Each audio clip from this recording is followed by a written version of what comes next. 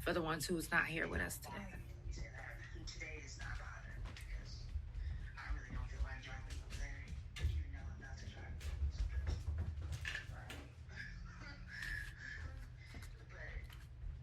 drive. Coming up on the couch, we actually have, I'm so excited about my next few guests that's coming up. If you guys don't know who Tulsa's finest, 5-1 June, he is going to be on the couch on Monday. I'm super excited. Can't wait. It's going to be a vibe. Excuse me. Wait a minute. No, March the 10th. I think that's a Tuesday. Anyways. And then March 12th, we got Viko G. This is going to be his second time back. And for Sickle Cell Talk, we got one of my TikTok friends, Lewis. And that's going to be March the 16th. The next Prison Jail Felon Talk is going to be April. I want to say it's the 6th, 7th, 8th, 9th, and 10th. Yes, those are the dates, I'm sure. March the 9th is going to be Mental Health Talk. March the 11th is Autoimmune Disease Awareness. March the 18th is Stop the Gun Violence. And March the 31st is going to be Fuck Fentanyl. If you haven't already done so, make sure that you check on your people. If you haven't wrote your people that's locked up, if you're able to, make sure that you write your people. You know, sometimes they depend on a letter, you know. If you know anybody that's in the hospital, make sure that you do a wellness check. For those that don't know, that's actually the reason that I started the podcast, is because of my terrible hospital visit. And also, if you're looking for some new music to download, my new single, You Just came out, and you can find it anywhere. Just type in my name, Janell, and you, and it should pop up. If it doesn't pop up, then type in my song Time and go to my music page and follow it from there, and you should be able to find my new music once you get to the page. Now, for Prison Jail Felon Talk today, I want to talk about something. Now, it's not in America. It's in, well, Canada is considered its own. So this actually happened in Canada. And even though it happened in Canada, you know, it still needs to be talked about. We need to discuss this because privilege is a motherfucker. And out here, we would think that that's exactly what it is. But out in Canada, they actually have a bill that passed that we're going to get into. And the bill is called Bills C5 and C75. I don't know if I looked it up. I didn't find any bills or anything that was similar to these bills that are in Canada. C75, it basically is a criminal code regarding the bail. So if, no matter what you do, you can make bail, basically. And it's not going to be in a price that you're not going to be able to make bail. So in Canada, a 35-year-old transgender, which to me, that doesn't matter. So I'm just going to continue the story with the name. Alice Michael Atwood. Alice Michael Atwood decided to, and I didn't really get clarification if this was Alice's daughter or kids, or if these were just kids that are related or just friends of whatever. I didn't get that part, but there were 2 children involved who were actually, I want to say 8 years old. One of them had to be airlifted, and they're in they have a feeding tube because Alice decided to slit their throats, and one of the 8-year-olds' esophagus is completely severed. Now, so it makes me just because I know in America, when you do something, especially something serious like that, they damn near not even about to let you get bond. No.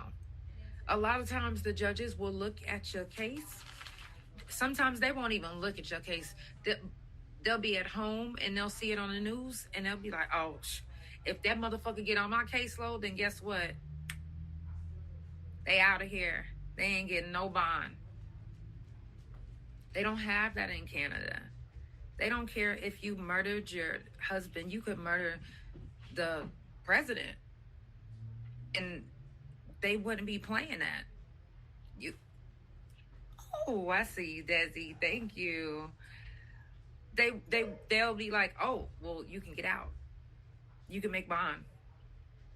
So a lot of people are mad that Alice has made bond, but the thing is this is why it is so important to vote. Like, their like city, state, even whenever you vote for what, and this is the thing is, I know a lot of times we don't like to get into politics. Hey, goddess, we don't like to get into politics because we all know because. So some of us don't want to go vote. We don't want to take the time to go vote. And I'm saying this because it's important to vote. Hey, Denise, I love you. It's important to vote, especially when it comes to the penitentiary, because they actually city, they be talking about it. Town hall meetings, they have jail trust meetings, they have, and at these meetings, you can speak, you can voice your concern. If you have a concern, but you're not voicing it, then they're not hearing it. We can't trust somebody else to get the word out for us. We can't trust somebody else to go be the advocate for us. And granted, there are advocates that are out there that are in place that are doing that. But sometimes we got to do the footwork ourselves, If we don't do that, then bills will pass like the ones that happen in Canada. Bill C-75 and C-5. Those bills will pass. And you can murder somebody and you can make, thank you so much, you can make bail. And then the thing is about Alice is she didn't just make bail and she's like, okay, I'm remorseful, I'm quiet. I don't know, like, if you hear of somebody that committed a murder or that did a crime like that, a serious crime like that, wouldn't you think that they would be like humble, like, I don't know, like praying all the time? I know that even whenever, thank you so much for the gifts. When I first caught my case, even though this man raped me and I shot him, I still wasn't like, yeah, y'all shot this motherfucker, blew his brains. Yes. Wow, y'all won't believe. I wasn't glorifying and having a good, and I wasn't dancing and eating cake and celebrating. I wasn't going live. I wasn't getting on social media. I wasn't, y'all won't believe. I wasn't doing none of that. And guess what? When I made bond, finally, because they wouldn't let me make bond when I first got locked up. They did not. No. They made it so high to where I couldn't make it. My parents didn't have it like that. Hell no. So they don't do that in Canada. They not finna make it so high where you can't make it. No. But in America, no, they gonna make that motherfucker. You gonna think it's the year they talking about. 2026. What? I thought that was yeah. I'm seriously, thank you for the gifts. So, I'm thinking, okay, I'm out on bond, but I had to turn myself back in within a week. So I'm thinking, okay, I'm going to humbly try to get a job. Because here's the fucked up part about it is, even though I think it was like 9 days of freedom with that bond, I still had to wear a leg monitor. And then I had to pay to wear the leg monitor. So I had to have a job. I couldn't just get out and not be seen. I had to be seen. Not by choice. Not by choice at all. If it was up to me, this is my 9 days of freedom. I just want to spend time with whoever I can before I gotta go turn myself in and do this prison time. But I didn't get the liberty of doing that because I had to go actually work, and I couldn't even keep none of the money. All of the money had to go towards the leg monitor. So I get out, 9 days of freedom. I get this leg monitor. I have to have this job. I'm working, but I'm keeping my head down. I'm a waitress, and this is a job that I had to have. They wouldn't let me get nothing else. They made me go work for my uncle because it was like it was more discreet. I was like, but I don't. Hey, goddess. But I was like, oh my gosh, the sound of silverware, but they didn't give a fuck. It was, you got to go do it. Thank you for the gifts. You got to go do it. So I went and did what I had to do. Whole time, not only did I have to pay for this leg monitor and wear it and work, but I also had to do drug tests every week. So you mean to tell me, and I had to do a breathalyzer to where I couldn't drink. So you mean to tell me 9 days of freedom, y'all made me pay $175,000 bond, and I gotta work, and I gotta wear this leg monitor, and I gotta pay for it. I don't get to spend none of this money on myself, and I can't smoke or drink. I was like, what the fuck? I couldn't believe it. But at the time, I was young. I really wasn't like a drinker like that. But if I wanted to drink, but I didn't really, at the time, I don't think I've even experienced liquor at the time. Oh, yes, I did. I'm tripping. But I didn't have like a preference to where I was like, yo, I'm about to go in the liquor store and none of that. But so I spend that time. It was just so weird because it was like, why do I have to do all of this? Yeah, what's the point? Right, why do I have to do all of this? They was like, to make sure that you don't run. So that's another point. And the reason why they make your bond so sky high, and then if you make it, and if you jump bond, it makes it even worse. They didn't have it like that now in Canada.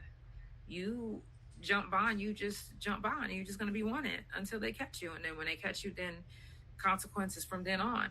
But yeah, you're right. When it was happening, honestly, I just was like, let me just do what I got to do so I don't get more time. But I didn't really think about it like deep like I think about it now as an adult. Like, and I know that sounds crazy, but I was 17 when I got locked up. So I wasn't really thinking like a mature adult, like I wasn't really thinking, you know what I mean? I was passively thinking. Honestly, I wasn't really thinking. It was just like, I was just living in emotion, like going about the motions of what I'm supposed to do. Oh, I gotta wake up, I gotta go to work, I gotta do this, I gotta do that, I gotta pay, I gotta piss, so I was like mechanical, really, if that makes sense. Yeah, I wasn't. And honestly, I was just like, I don't know what I was thinking in the moments of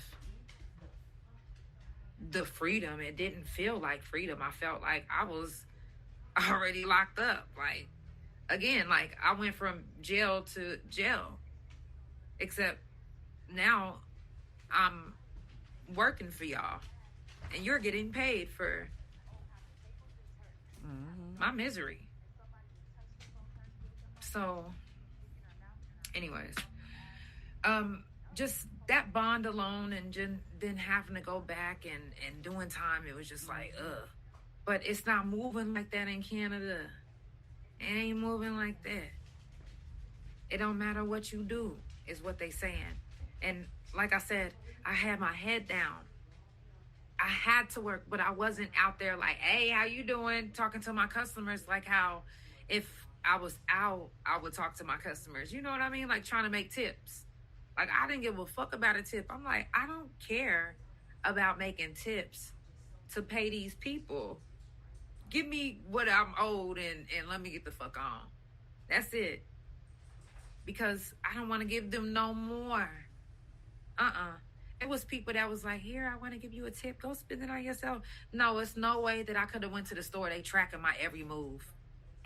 Hey, DJ Chris P. Bacon. So I'm like, I didn't want to take no tips. I'm like, no, thank you. I didn't even want to talk to nobody, get nobody eye contact, but people sometimes would make me talk to them. Like, hey, I'm like, they probably noticed me from the news, because my case was a high profile case. It was all over the news. So I'm like, I really don't want to talk. I know I got to go turn myself in. And then when I turn myself in, you get another mugshot and you go back on the news again. They're going to be like, she was my waitress last week. So I wasn't trying to do that. So yeah, I was keeping my head down. But Alice ain't doing that. You can even go look up Alice right now. Look up Alice, the 35-year-old Canadian that stabbed 2 8-year-olds. I'm talking about almost everyday live. Not, to me, she didn't sound remorseful. She chilling. She having a ball. I was, even though I was wronged, I still was like feeling, okay, now y'all might not understand this, but even though I was raped and I felt like I had all rights to shoot this man, I still had some remorse. But the remorse was because I got caught. Like, I had co-defendants. Like, I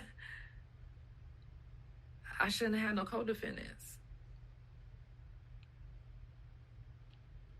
I'm just saying. I could have did it on my own. I mean, I had the guts on my own. I had to convince them, but yeah.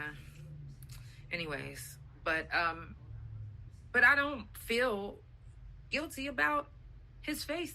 He survived. For those that are new to the couch, he survived. Cocaine saved this man's life. He has a half a face. It kept his adrenaline pumping. And it's a night that I will never forget. So I couldn't imagine celebrating like, hey, y'all, I was washing my hair and his tongue and stuff was coming. No. When I'm talking about it, now I can finally talk about it. I used to cry when I talk about it. When I washed my hair and seen pieces of his lip, his tongue, his nose coming out of my hair, no. That was not cute. That was not, that was social media. Chat. Look at, that was not that for me. No.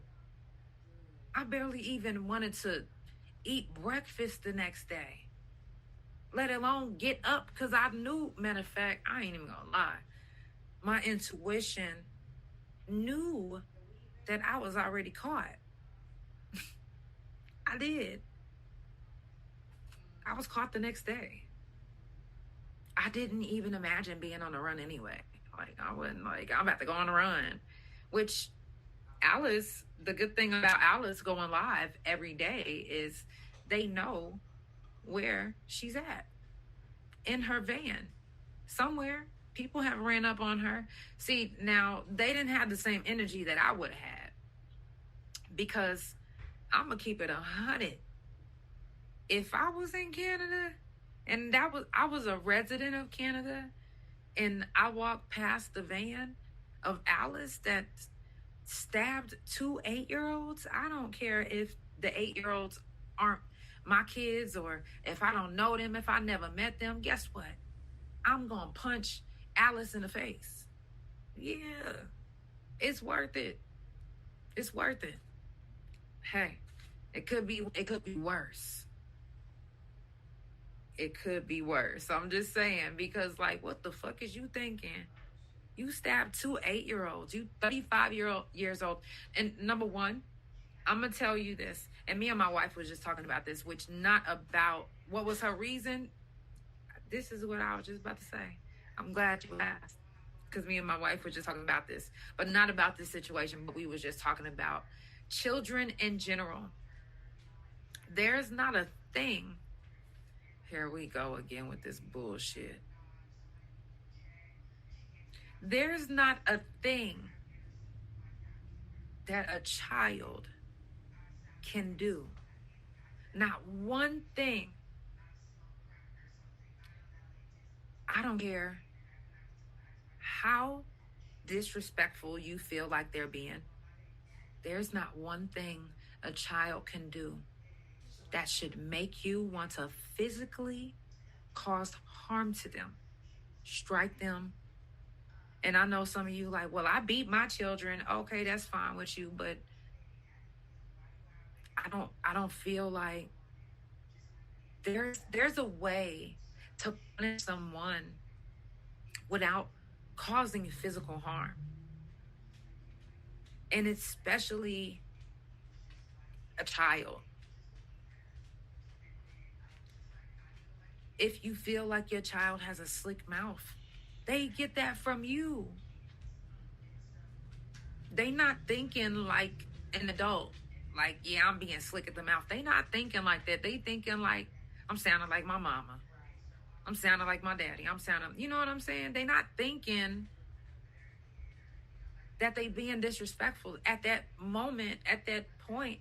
They don't even know what the word disrespect is. How do they know? You haven't even explained to them what the word disrespect is, what it is, and you haven't even explained your feelings from what they did and how you felt from what they just said or did. How are they going to understand feelings, emotions, disrespect? How are they going to understand any of that if you are not teaching them as it's happening? Instead, you want to strike them. Or in Alice's case, whatever the kids did or said, she wanted to stab them, severing one of their throats. They're using a feeding tube, a breathing tube. There's nothing on this earth. Right. Now, let's take this back.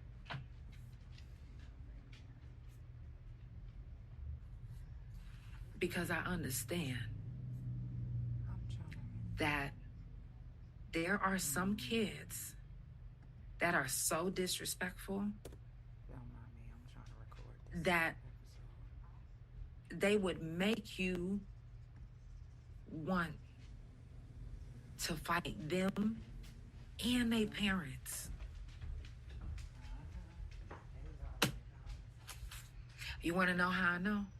Because we've seen the viral videos of a teacher that just couldn't take it anymore, or no, for real. Or a parent that was at a practice and just couldn't take it anymore. Little Johnny had Marcus fucked up.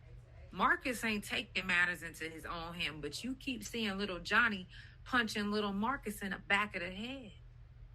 And you just want to know if little Johnny knows what it feels like. That's all.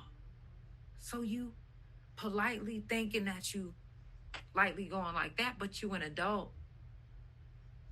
You done crushed little Johnny's skull. I'm not trying to be funny. I mean, I'm not trying to laugh, but I'm dead ass serious. That has happened before. Not with me. I'm just saying, like, we've seen these videos. Thank you for the gifts. We've seen these videos of a parent that just couldn't take enough, or they seen a child getting, bullied. And we know how bullying is. Bullying sometimes will lead to a child's death. And a lot of times these parents, they so overprotective, they don't want to see that. They might not have ever hit their child before, but they'll hit your child. let you do or say the wrong thing, and they like, oh no, my baby don't disrespect me. My baby knows better. And then they come up in Walmart, and then little Johnny done walked up to Maria and punched Maria in the back of the leg like, bitch, pass me that cereal for my mama. And you was like, oh, well, you need to watch your language. And he reached up and slapped the piss out of you. And sometimes reflexes will get the best of a motherfucker. Sometimes reflexes will have a motherfucker put in jail.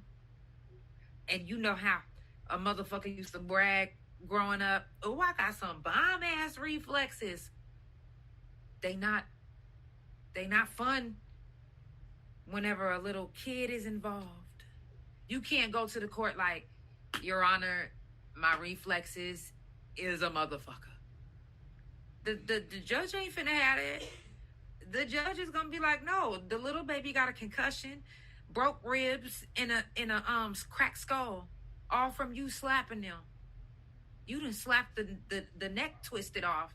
Now he got his C1, C4, and C3 all twisted off. He got to get a whole new cadaver. You thought you was just regular slapping. You done slapped the dog shit out of this little boy. And again, matter of fact, I've seen it happen before when I was growing up, live and in person. And the little boy, he just kept calling this young black lady, and she was an older lady, kept calling her the N-word. I'm talking about hard ER. He just every day. And then one day he had this what's them water guns, super soakers.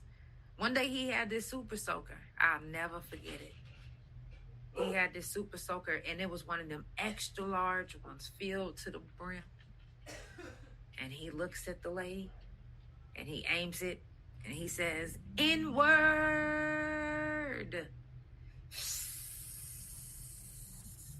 So the water is gushing all over her. Why did she not run from the water? I don't know. But she was standing there like, just screaming. I remember because I was laughing like, not that I thought it was funny that she was being called the N-word. I thought it was funny because, like, why are you not moving? Like, and I was a kid. Like, I was just like, I was the same age as him. Or no, he might have been a little bit younger than me, but he was one of my neighbors, but it was in my neighborhood. I'm talking about as soon as the water went off, as soon as he got the last drip of the on her, all you seen was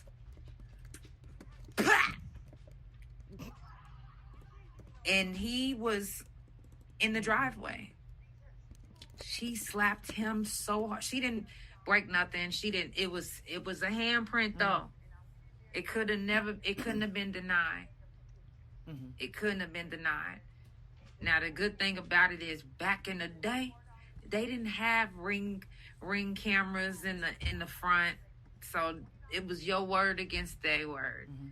It could have been, So I remember this story very vividly because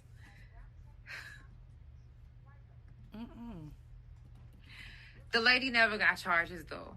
She never got charged. It just so happened to be 2 black cops. She didn't get charged. But it was crazy, because just that easy. Just that simple. That simple little reflex. Yep, could have been anybody or anything. That reflex. If that would have happened to y'all, I mean, of course, you wouldn't have sat there in the water that long, of course. But reflexes can put a motherfucker in a situation to where they'll be like, oh my God, I can't believe I'm in prison.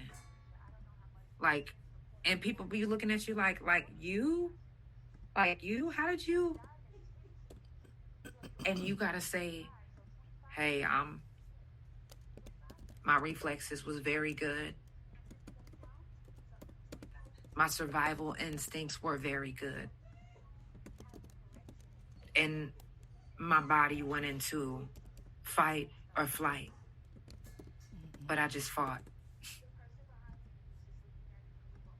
That's it. It doesn't matter if it's your first charge. Sometimes if you aren't the right skin color, just being honest, then your reflexes can have you in prison from 25 to life. For real. 25 to life. Just because of reflexes. And it's one hit, one strike. Sometimes one strike can be deadly. Especially if it's a child. Children, I ain't no child. Children aren't completely developed, especially in the head, at that age. So you punching and slapping on them like they some grown-ass motherfucking men and women? No. Severe, slicing their throat, severing their esophagus. One, trauma. That kid will never forget that. They'll never forget that I offended an adult so much or so bad that they beat the fuck out of me. This wasn't even my mom and dad. Or they hit me one time and now I'm paralyzed.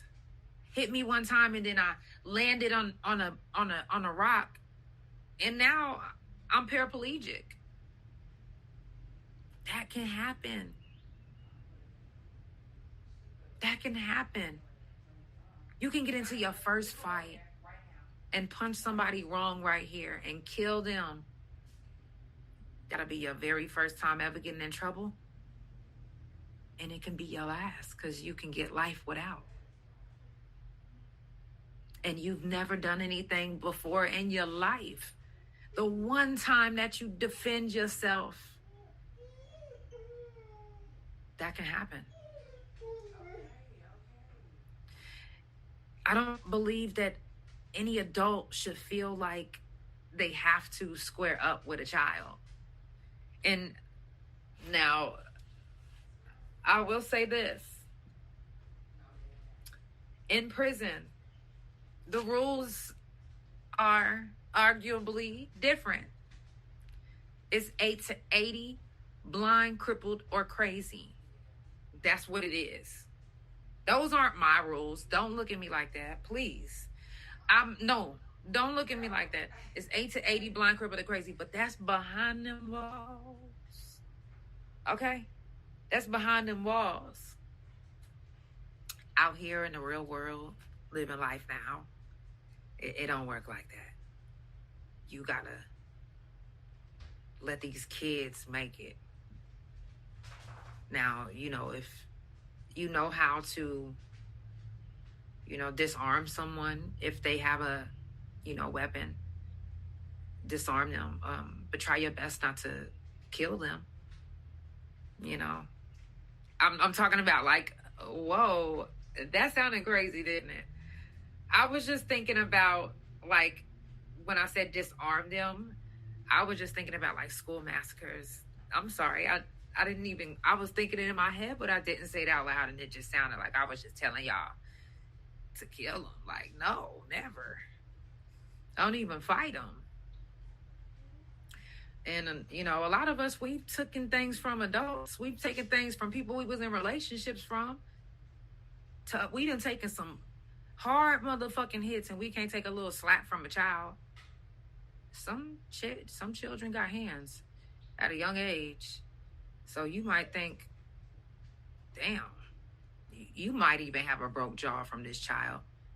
And just because you felt your jaw break out of your reflexes, you punched the fuck out of the child and you ended up killing them.